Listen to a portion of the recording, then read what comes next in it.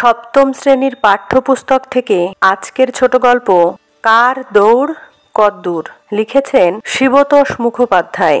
ইঁদুরের দৌড় তার গর্তের পানে, নদীর দৌড় সাগরে, খবরের দৌড় কানের দিকে, আঘ্রাণের দৌড় নাকের দিকে, সুন্দরের দৌড় স্বভাবত বিদ্যার দিকে, খদ্দেরের দৌড় দোকানের দিকে, রোগীর দৌড় ডাক্তারের কাছে, সুখের দৌড় দুঃখের দিকে, দুঃখের দৌড় সুখের দিকে, জন্মের দৌড় মৃত্যুর দিকে আর মৃত্যুর দৌড় জন্মের দিকে, প্রত্যাশীর দৌড় মরীচিকার পিছু পিছুতে, আপেল দৌড়ায় মাটির দিকে, গাছ মাত্রেই দৌড়াতে নারাজ, আর প্রায় সমস্ত প্রাণী চলতে সক্ষম, গাছরা দৌড়ায় না। তার বোধহয় সবচেয়ে বড় কারণ যে তারা এক জায়গায় ঠায় বসে বসেই খাবার তৈরি করতে পারে, কিন্তু প্রাণীদের এক জায়গায় বসে খাবার তৈরি করবার মতো নিজেদের কোনো ভিয়েন নেই। প্রাণী মাত্রকেই খাবার সংগ্রহ করতে হয়। এই কারণেই প্রাণীরা এক জায়গায় স্থাণু না হয়ে দিকে দিকে পরিভ্রমণ করে, রসনা রটনা করে এদিকে কিংবা ওদিকে। তা বলে দুনিয়ার সব প্রাণী কুইক মার্চ করে খেতে দৌড়োয় না। কেউ কেউ দৌড়োয় আস্তে কিংবা জোরে। আপনার কৃতিত্বে কেউ বা গা দিয়ে কেউ বা পা দিয়ে এক জায়গা থেকে আর এক জায়গায় চলে যায়। অনুবীক্ষণের তলাকার অদ্ভুত বিস্ময়ের জীব অ্যামিবা, যার দেহ বলতে একখানি সেল ছাড়া কিছু নেই। তার চলবার ভঙ্গিটি বড় মজার। নিজের দেহ থেকে অর্থাৎ সেল থেকে খানিক অংশ ক্ষণিকের পা হিসাবে আগিয়ে দেয়, সেই দিকে তারপর সেলের মধ্যে প্রোটোপ্লাজমের বাকি অংশকে গড়িয়ে দেয়। এমনি করে মুহুর্মুহু ক্ষণিক পা বার হয় আর প্রোটোপ্লাজম সেদিকে বয়ে যায়। কত মন্দগতিতে অ্যামিবা যে চলে তা একরকম অনুমানই করা যায় না। যখন আকাশে একটি জেট প্লেন ঘন্টায় কয়েকশো মাইল বেগে চলছে, তখন অ্যামিবা কয়েক মিনিটে কয়েক মিলিমিটার অতিক্রম করতে পারছে। রক্ষে এই যে সৃষ্টির আদিকাল থেকে অ্যামিবা এমন করেই চলেছে, একেবারে কখনো থেমে যায়নি। আমাদের নিজেদের শরীরের মধ্যে একরকম ভবঘুরে সেল আছে, যারা অ্যামিবার মতো এক জায়গা থেকে আর এক জায়গায় যেতে পারে। এরা শরীরের সৈন্য সামন্ত, বহিঃশত্রুকে নাশ করতে ছুটে যায়। এছাড়া আর এক রকমের এককোষী জীব প্যারামোসিয়াম, তার সেলের চারদিকে ছোট ছোট চুলের মতো বহিরাংশ আছে, তাদের সিলিয়া বলা হয়। এইসব সিলিয়ার যথেচ্ছ ব্যবহারের ফলে প্যারামোসিয়াম জলের মধ্যে হাজার দাঁড়ে নৌকা চালানোর মতো আগাতে বা পিছুতে পারে। গমনাগমনের প্রকৃত মাধুর্যটা আমাদের চোখে পড়ে সাধারণত উচ্চতর প্রাণীর মধ্যে। সমুদ্র স্রোতের সঙ্গে কত সামুদ্রিক জীব গা ভাসিয়ে মাইলের পর মাইল পাড়ি দেয়, তার হিসাব আমরা রাখি না। চিংড়িরা দাঁড়া নাড়া দিয়ে চলে। কোনো কোনো পতঙ্গ উড়বার সময় তাদের ডানা প্রচণ্ড জোরে নাড়ে। এফিড উড়বার সময় প্রতি সেকেন্ডে 400 বার ডানা নাড়ায়, আর এক নাগাড়ে 8 মাইল পথ উড়ে যেতে পারে। বাগানের শামুকরা চলে তাদের একখানি মাংস পুরু পা দিয়ে। চলে যাবার সময় রেখে যায় জলীয় চিহ্ন, তা দেখলে বলতে ইচ্ছে করে, এ পথে আমি যে গেছি। উচ্চতর জীবদের মধ্যে গমন শক্তির অনেক কলাকুশলতা, কিন্তু গমন শক্তিকে বিচার করতে হয় সব সময় দৈহিক ওজনের পরিমাণ হিসাব করে। কত ভারী জন্তু কত ওজন নিয়ে কত সময় কত দূর গেছে তাই বিবেচ্য। হালকা কোনো পাখির হাওয়ায় তীরের মতো ছুটে চলে যাওয়া আর বেজায় ওজন নিয়ে একখানি হিপোর কাদা ভেঙে থপথপ করে যাওয়া একরকম মনে করলে ভুল হবে। এই ধরুন, চিতাবাঘের দেহের ওজন 130 পাউন্ডের মতো, সে ঘন্টায় 70 মাইল পর্যন্ত দৌড়াতে পারে। নেকড়ে প্রায় একই ওজনের হলেও তার গতিবেগ প্রতি ঘন্টায় 36 মাইল মাত্র। সেই তুলনায় হিপোর শরীরের ওজন 2800 পাউন্ড এবং সে প্রতি ঘন্টায় 20-30 মাইল চলতে পারে।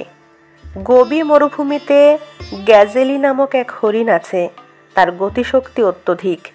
দেহের ওজন 80 পাউন্ড, কিন্তু সে ঘন্টায় 60 মাইল বেগে চলতে পারে। এন্টিলোপ হরিণ ঘন্টায় 45 মাইল বেগে দৌড়ায় 110 পাউন্ড ওজন নিয়ে। সেই গল্পে আছে, কচ্ছপের কাছে খরগোশ দৌড়ের বাজিতে হার মেনেছিল। নানা জাতের খরগোশের মধ্যে গতির তারতম্য দেখা যায়। সাধারণত খরগোশ মাত্রই তীব্র গতিসম্পন্ন। দেহের ওজন যখন 5 পাউন্ড, গতিবেগ তখন ৪৫ মাইল ঘন্টায়, মোটরের দৌড়ের কাছাকাছি। রেস হর্সের দেহের ওজন ১,০০০ পাউন্ড, প্রতি ঘন্টায় তার ছুট ৪০-৪২ মাইল। অনেক বুনো গাধার দৌড়ের বহর ঘোড়ার সমান, কিন্তু তাদের দেহের ওজন ঘোড়ার চেয়ে কম, মাত্র ৩০০ পাউন্ডের মতো। গ্রে হাউন্ডের দেহের ওজন মাত্র ২২ পাউন্ড। সেই অনুপাতে তার চলন শক্তির বেগ ঘন্টায় ৩৬ মাইল। পাখিরা বহু দূরত্ব পার হতে পারে। মেরু প্রদেশের টার্নাস প্রতি বছর ১১,০০০ মাইল একবার উড়ে আসে, আবার পরে ফিরে যায়। কোনো হক জাতীয় পাখি ঘন্টায় ১৫০ মাইল বেগে উঠতে পারে। এমন পাখি আছে যার গতিবেগ আরও বেশি, ঘন্টায় ২০০ মাইল। আফ্রিকার ইন জাতীয় পাখি ওড়া ছেড়ে হাঁটায় পারদর্শী হয়ে উঠেছে। দেহের ওজন ১১০ পাউন্ড হলে কি হয়, তারা ঘন্টায় ৩১ মাইল বেগে চলতে পারে।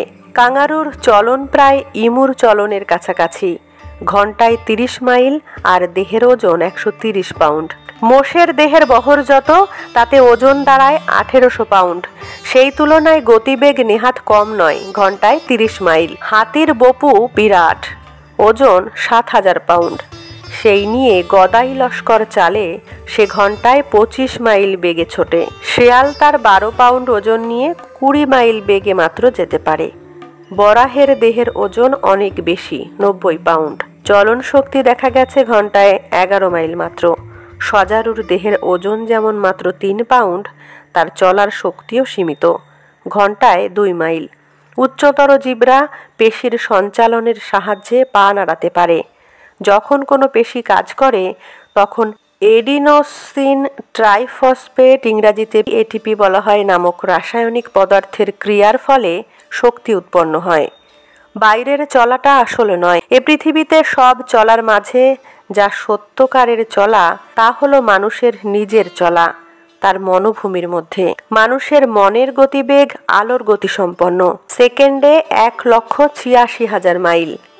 তার কোথাও যেতে নেই মানা।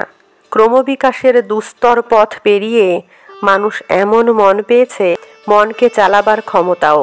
মন তার রথ, মন রথ অবাধ। ক্রমবিকাশের ইতিহাসে জানা যায়, ঘোড়ার পূর্বপুরুষদের এখনকার ঘোড়ার মতো খুর ছিল না, হাতে পায়ে ৫ আঙুল বিশিষ্ট জীব ছিল তারা। কিন্তু ক্রমবিকাশের পথ পরিক্রমায় আস্তে আস্তে অন্য আঙুলগুলি অদৃশ্য হলে রইল শুধু মাঝের আঙুলটি, যাকে আমরা খুর বলে জানি। ঘোড় দৌড়ের মাঠে ঘোড়া ধুলো উড়িয়ে চমক লাগিয়ে ছুটে চলে যায়, কিন্তু মনের দৌড়ে ঘোড়া তত কিছু নয়। মনের দৌড়ে মানুষ চ্যাম্পিয়ন। এই মনকে সঙ্গে নিয়ে মানুষ যুগে যুগে কালে কালে পদচালনা করেছে দিকে দিকে।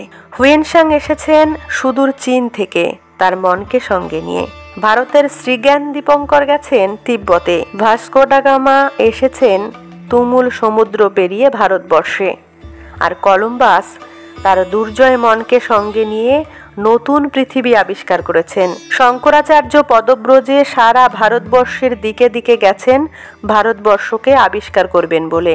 সবচেয়ে মজার ব্যাপার এই যে, মানুষ এখন শুধু নিজে চলেই ক্ষান্ত নয়, সে অন্য সব কিছুকেও চালাতে সমান উৎসুক। জাহাজ, রেল, প্লেন, জেট। এখন মানুষ আকাশটাকে নতুন করে ঘোড়দৌড়ের মাঠ করে তুলেছে। সেখানে নতুন বাজি ধরেছে যে সে ত্রিভুবনেশ্বর হবে, স্বর্গ মর্ত তোলপাড় করবে। তাই জীবনের ৪৪০তে মানুষ বিশ্বকীর্তি স্থাপনা করেছে। কিন্তু ক্ষণিকের পা দিয়ে, কেউ সিলিয়া দিয়ে, কেউ দাঁড়া দিয়ে, নানা রকমের পা দিয়ে সবই চলেছে। চারিদিকে সবাই ছোটাছুটি করছে। কিসের এ জয়যাত্রা, এত তরা? পৃথিবীটাও পাগলের মতো হন হন করে ছুটে চলেছে। পৃথিবীটাকে আমি একবার শুধিয়েছিলাম, তোমার কেন চলবার জন্য এত দায়? এ যাত্রা তোমার থামাও। সূর্যি তো কারুর পিছু পিছু ধাওয়া করছে না, তুমি কেন এত তাড়াতাড়ি করছো? তার উত্তরে পৃথিবীকে জানিয়েছিল জানেন, তার দক্ষিণা হাওয়ার ভিতর দিয়ে সে আমার কানে কানে বলেছিল, থামা মানে জীবনের শেষ। যতদিন আছো ততদিন চলো, দাঁড়িও না। শাশ্বত সত্যের দিকে যাওয়ার গতি বন্ধ করো না, চড়ই বেতি। নমস্কার। কেমন লাগলো আজকের গল্পটি অবশ্যই কমেন্টে জানাবেন। ভালো লাগলে লাইক, কমেন্ট, শেয়ার করবেন। চ্যানেলটিতে নতুন হয়ে থাকলে চ্যানেলটি সাবস্ক্রাইব করে অল নোটিফিকেশান অন করে বেল আইকন প্রেস করবেন সবার আগে নোটিফিকেশান পেতে। ধন্যবাদ।